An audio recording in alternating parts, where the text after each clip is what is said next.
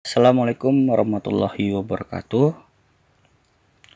Baiklah, pada video kali ini kita akan melanjutkan materi sebelumnya ya, yaitu satuan baku, tak baku, dan satuan internasional ya, dimana pada kesempatan kali ini kita akan masuk ke materi terakhir, yaitu pengukuran. Maksud materi terakhir ini adalah materi bab 1 ya. Nah, sebelum masuk pengukuran, saya akan berikan contoh kasus untuk satuan baku, tak baku, dan satuan internasional. Ya, ini contoh kasusnya, misalkan besaran yang diukur adalah panjang badan anak gepeng. Besaran apa yang diukurnya? Yaitu besaran panjang.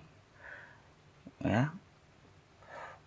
Satuan tak baku untuk besaran panjang, ya, maaf saya munculkan dulu ya pointernya. Nah, ini dia. Jelas. Untuk satuan tak baku besaran panjang, kalian bisa menggunakan jengkal, hasta, depa, dan masih banyak lagi lainnya. Ya, masalahnya satuan baku tadi seperti yang telah kita definisikan ya, akan memberikan hasil yang berbeda-beda tiap orang. Artinya ini sebaiknya jangan digunakan ya, sebaiknya jangan digunakan karena hasilnya berbeda-beda. Kenapa berbeda-beda? Nah, ini akan saya jelaskan. Sebelum saya jelaskan kenapa berbeda-beda, kalian harus tahu dulu depa yang mana, jengkal yang mana, hasta yang mana. Nah, dari gambar ini jelas ya.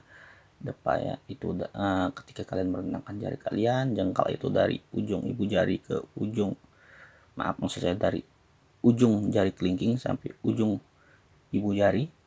Sedangkan hasta ini dari ujung jari sampai ke siku kalian ya. Kenapa tadi berbeda? Ya, karena depa jengkal setiap orang itu berbeda-beda. Contohnya, depa anak bayi pasti berbeda dengan depa orang dewasa ya, pasti lebih panjangan depa orang dewasa dibanding anak bayi ya. Makanya satuan tak baku itu sebaiknya jangan digunakan karena hasil yang diberikan itu berbeda-beda. Sedangkan satuan baku itu contohnya untuk besaran panjang meter, kilometer, sentimeter. Nah, ini akan memberikan hasil yang sama ya, seperti yang sebelumnya kita definisikan. Satuan baku itu pasti akan menghasilkan hasil yang sama. Kalau pakai meter, mau di Indonesia, mau di Australia, mau di Eropa, pasti hasilnya sama. Begitu juga kalau pakai kilometer, hasilnya pasti sama. Sentimeter dan lain sebagainya, hasilnya pasti sama. Nah, yang terakhir adalah satuan internasional. Nah, karena banyaknya satuan baku ini ya, lihat besaran panjang. Kalau pakai satuan baku nih, berapa banyak digunakan nih, meter, kilometer, sentimeter, sampai milimeter. Banyak sekali kan? Ini akan membingungkan kita dalam mempelajari sains. Oleh sebab itulah dibuat yang namanya satuan internasional, yang tujuannya untuk menyamaratakan yang banyak tadi hingga hanya ada satu satuan saja yang digunakan, yaitu untuk besaran panjang itu meter ya. Nah, untuk satuan internasional lainnya bisa kalian lihat pada tabel besaran pokok dan besaran turunan yang telah saya bagikan. Nah, itu semua sudah satuan internasional ya. Sama hal dengan satuan baku ya, pasti hasilnya yang diberikan sama ya, tidak akan berbeda. Mau dimanapun, mau kapanpun, siapa yang ukurnya, hasilnya pasti sama. Oke, kita masuk ke materi terakhir, yaitu satuan, maksud saya pengukuran ya. Yang pertama pengukuran panjang ya. Nah, ini tidak akan saya jelaskan lebih lanjut karena ini nanti akan dipelajari di matematika, dan ini juga telah kalian pelajari di SD ya. Tapi yang pastinya kalian wajib tahu cara mengubah kilometer menjadi hektometer, dam, dan meter ya. Ini sebagai contoh saja. Nih, saya mengubah nih dari 24 km, saya ubah sampai ke milimeter. Begitu juga seterusnya. Dari 24 mm, saya ubah menjadi ke kilometer, hektometer, dekameter, dan seterusnya ya. Nah, ini tidak akan saya jelaskan panjang lebar karena akan kalian pelajari di matematika ya, dan juga telah dipelajari di SD ya. Silahkan dibuka lagi buku-buku SD-nya ya, buku matematika SD-nya. Dan yang perlu saya ingatkan, ini pasti dipakai ya. Jadi kesimpulannya, pelajari lagi, pahami, dan kuasai. Oke, langsung saja ke alat ukur panjang. Alat ukur panjang yang akan kita bahas ini 3 macam ya.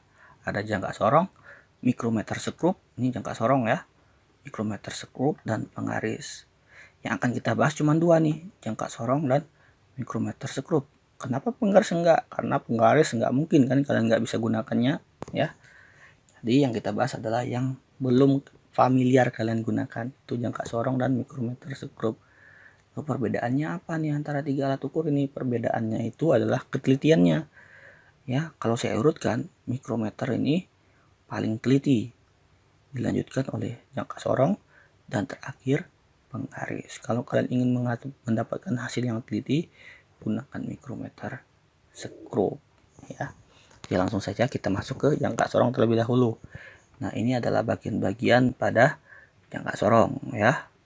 Nah, yang saya kotakin biru itu dinamakan sebagai skala Nonius ya. Sedangkan yang saya kotakan merah itu dikatakan sebagai skala utama ya. Ini biru skala Nonius, ini skala utama. Ini untuk mengukur kedalaman, ini skrup penguncinya, fungsinya agar si rahang geser ini tak bergerak-gerak. Itulah fungsi si skrup pengunci. Ada rahang dalam dan rahang luar. Rahang dalam dan rahang luar ini fungsinya tempat meletakkan benda yang akan diukur ya. Sedangkan yang bisa digeser yang ini ya, ini bisa digeser nih ke kanan atau ke kiri ya. Langsung saja, bagaimanakah cara membaca hasil pengukuran dengan jangka sorong? Dari hasil pengukuran ini ya, dapat ini ya, karena ini kecil ya, kita perbesar nih. Nah, seperti ini hasilnya ya. Nah, perlu kalian ingat, bagian atas kita namakan sebagai skala utama, ini yang atas nih ya. Sedangkan bagian bawahnya nih dari 0 sampai 10 ya, kita namakan sebagai skala Nonius. Oke, dimana setiap satu garis ini kita tambahkan 0,1 ya. 3 tambah 0,1 berarti 3,1, tambah 0,1 lagi 3,2, dan seterusnya ya. Di tiap satu garis ini nilainya tinggal kalian tambahkan 0,1. Oke, dalam menentukan skala utama, titik acuan kita adalah 0. Nih, nolnya berhenti di mana ya? Kita lihat ternyata nolnya itu berhenti hampir mengenai 3,2. Lalu pertanyaannya, pakai yang mana nih? Apakah yang dipakai itu 0 atau 3,2? Ingat, yang kita cari itu adalah skala utama. Maka yang digunakan adalah bagian atas, bukan bagian bawah ya. Bagian bawah itu punya skala Nonius, sedangkan bagian atas itu punya skala utama. Dan perlu kalian ingat, yang digunakan itu walaupun dia hampir mendekati 3,2, yang dipakai itu nilai sebelumnya ya. Jangan kalian pakai 3,2 ya. Kalau nolnya tidak menempel atau tidak menyatu dengan garis, maka gunakanlah angka sebelumnya ya. Ingat ya, kalau si 0 ini tidak menempel dengan garis, gunakanlah angka sebelumnya. Dan setiap satu garis ini ditambahkan 0,1. Itu wajib kalian ingat ya konsepnya. Sehingga kita dapati skala utamanya itu sebesar 3,1 ya, bukan 3,2, karena si 0 ini nggak nempel di 0,2, jadi kita gunakan angka sebelumnya. Begitu juga untuk kasus-kasus yang lainnya ya. Misalkan dia di sini nih nolnya nih ya, hampir mengenai 4, berarti kita gunakan 3,9 bukan 4 ya, karena digunakan adalah angka sebelumnya. Beda kalau nolnya nempel di 3,2, barulah kalian gunakan 3,2. Oke, kita lanjutkan ke skala Nonius ya. Nah, untuk mencari skala Nonius, kalian perhatikan garis yang menempel. Garis menempel itulah sebagai acuan kita dalam menentukan skala Nonius. Kalau skala utama acuan kita 0, kalau skala Nonius acuan kita adalah garis yang menempel. Sehingga kita menemukan, nah ini garis yang menempel. Lalu pertanyaannya, pakai yang mana? Pakai yang 4 atau yang bawah ini? Ingat, yang kita cari itu adalah skala Nonius. Dengan demikian gunakanlah yang bawah, bukan yang atas. Pertanyaannya, yang bawah ini berapa? Nih, Ya, kalau kalian teliti ya bahwa setiap satu garis ini nilainya adalah 1. Coba kita buktikan. 0, 1, 2, 3, 4, 5. Benar ya? Bahwa satu garis ini nilainya adalah 1. Dengan demikian, yang bagian bawah ini nilainya adalah 9. Nah, berbeda dari sebelumnya yaitu skala utama di mana angkanya langsung kita masukin. Kalau di skala nonius wajib kalian kalikan 0,01. Setelah kalian kalikan 0,01, itulah yang disebut sebagai skala noniusnya 9. Kalau mau gampangnya langsung saja, misalnya ini 9 berarti 0,09. Kalau misalnya 5 berarti 0,05 ya. Sehingga langkah terakhir tinggal kalian jumlahkan saja nih. Nah, berarti 3,1 ditambah 0,09 hasilnya adalah 3,19. Nah, ini adalah latihan soal mengenai jangka sorong. Nah, silakan kalian cari ya berapakah hasilnya. Ingat ya, yang saya kotaki warna ungu ini adalah latihan soal yang wajib dikerjakan. Oke, selanjutnya kita masuk ke mikrometer sekrup. Nah, ini adalah bagian-bagian dari mikrometer sekrup. Karena ada roda bergigi, selubung luar, ya. Nah, yang saya merahi itu adalah skala utama, ya. Sedangkan yang biru ini skala nonius, ini mur pengunci, rahang geser, dan rahang tetap. Sedangkan ini adalah bendanya. Cara menggunakannya yaitu kalian putar dulu nih selubung luarnya, sehingga rahang gesernya itu bergerak ke arah kanan. Tujuannya agar kalian dapat dengan mudah memasukkan benda ya ke mikrometer sekrup. Jika sudah kalian masukkan, baru kalian kunci dia dengan cara kalian putar lagi hingga si benda ini terjepit ya oleh kedua rahang, yaitu rahang tetap dan rahang geser. Setelah kunci, barulah kalian putar dengan roda bergigi sehingga sampai ya, maksud saya sampai terdengar bunyi krek. Nah, berarti itu sudah trik ya dalam penjepitnya. Oke, setelah kalian melakukan pengukuran, maksud saya meletakkan bendanya di mikrometer sekrup, kita akan mencoba bagaimanakah cara membaca skala yang tertulis atau yang ditunjukkan oleh mikrometer sekrup. Nah, misalnya seperti ini ya. Ada sebuah penghapus nih, saya ukur dengan mikrometer sekrup. Skala yang ditunjukkannya seperti gambar berikut ini. Ini kan kecil nih.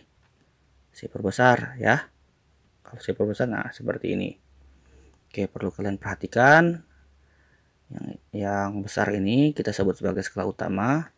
Sedangkan yang kecil-kecil ini, yang sebelah kanan ini kita sebut sebagai skala nonius. Langkahnya sama seperti jangka sorong. Skala utama kita tambahkan maksud saya skala utama kita tambahkan dengan skala nonius, sama persis ya seperti jangka sorong. Oke, langkah awal yaitu kita tentukan dulu skala utamanya berapa. Oke, setiap garis ini nilainya 0,5, berarti 0 tambah 0,5 hasilnya 0,5, habis 0,5 tambah 0,5 1 tambah 0,5 1,5 dan seterusnya ya. Ingat ya, skala berbeda dengan jangka sorong yang titik acuannya itu adalah 0. Kalau mikrometer sekrup adalah garis paling ujung di skala utama. Garis paling ujung yang mana nih? Garis paling ujungnya. Nah, ini ya yang paling ujung ya. Nih. Ingat ya, kalau jangka sorong titik acuannya 0. Kalau mikrometer sekrup itu garis paling ujung yang berada di sebelah kanan. Nah, ini ya yang paling ujung nih, sebelah kanan nih. Berapa nilainya? Ini 2,5, ini 4, berarti 4,5. Kita dapat nih skala utamanya adalah 4,5 mm. Ingat kalau mikrometer itu pakai mili ya. Kalau jangka sorong pakai senti ya. Oke, skala utama sudah, lanjut ke skala nonius. Nah, ini nih. Kalau turun satu garis kurangkan 1. Kalau naik satu garis tambahkan 1. Berarti 45 kurangkan 1, 44. Ke bawah lagi berarti 43. Nah, untuk di skala nonius menentukannya sama seperti jangka sorong, yaitu lihat garis yang menyatu. Nah, dari skala nonius ini garis yang menyatu yang mana nih? Nah, ini ya. Garis yang menyatu yang ini. Nah, ini berapa nilainya? Ini naik atau turun nih? naik ya nih ya. Ini kan titik acuan kita 45 nih. Nih ya, ingat kalau turun dikurang, kalau naik ditambah, berarti habis 45 berapa habis 45? 46 ya, sehingga skala noniusnya nah sama seperti jangka sorong ya, dikalikan 0,01. Perbedaannya kalau jangka sorong itu pakai cm, mikrometer pakai milimeter, berarti 46 kali 0,01 hasilnya 0,46. Kalau mau lebih mudahnya, kalau misalnya yang menyatu ini 45 berarti 0,45, kalau yang menyatu 43 berarti 0,43 ya. Oke, skala utama sudah dapat, skala nonius sudah dapat, tinggal kalian jumlahkan ya, berarti 4,5 ditambah 0,46 maka hasilnya 4,96 mm. Nah, ini ya hasil dari pengukuran menggunakan mikrometer skrup.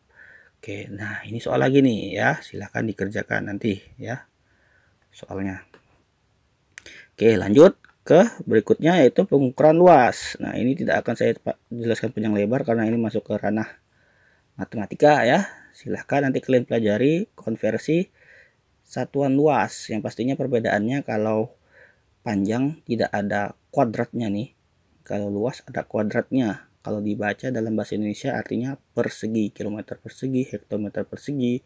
Intinya turun satu tangga kalikan 100, naik satu tangga dibagi 100. Nah, silahkan lagi buka-buka buku matematikanya ya.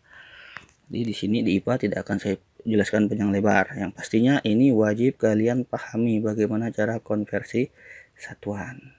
Nah, ini ada soal lagi nih ya. Silakan dikerjakan ya. Soal ini ya, silakan dikerjakan.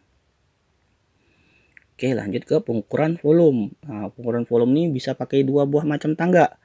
Yang satu pakai kubik, yang satu pakai liter ya. Nah, kalau kubik nih pangkatnya 3. Ingat, kalau tidak ada pangkat itu untuk panjang, kalau pangkat 2 atau dikatakan sebagai persegi itu untuk luas, kalau 3 ini kubik untuk menghitung volume ya. Perbedaannya seperti sebelumnya, kalau pangkat 1 kalikan 10 turun tangga, naik tangga dibagi 10.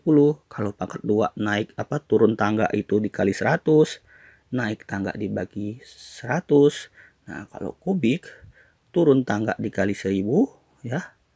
Sedangkan naik tangga dibagi 1000. Naiknya setiap satu kali naikkan atau satu tangga naik ya. Nih. Kalikan 1000, satu kali turun.